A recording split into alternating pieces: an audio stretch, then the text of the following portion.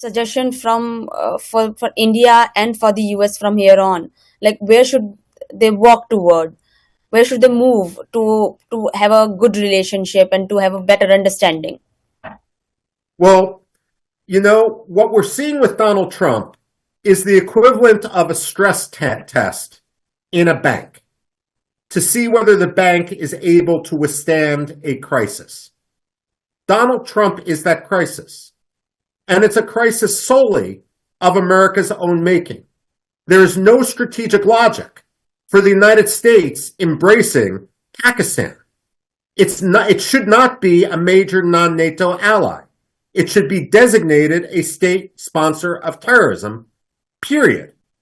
And if Asim Munir comes to the United States, he should be arrested as opposed to honored. Much like Manuel Noriega was in Panama so many years ago. So the fact of the matter is, what we need is the quiet diplomacy behind the scenes. And perhaps at some point, a more vocal apology on the part of the United States for the way we have treated India over the past year. President Donald Trump doesn't like to apologize, but the interests of the United States, and I would argue that the interests of world democracies, are much more important than one man's ego, no matter how inflated it is. We also need to recognize that while India may be celebrating its relations with Russia once again, that the future of Russia is uncertain.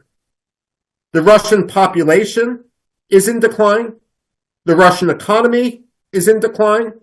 And when Vladimir Putin passes away, it's not clear what is going to happen to Russia. That means that China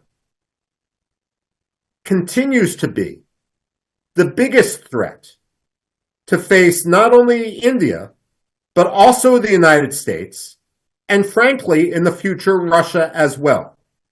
And therefore, no matter what the dispute that we now see between the United States and Russia, between the United States and India, it's important that all those countries that are threatened by Russia, that all those countries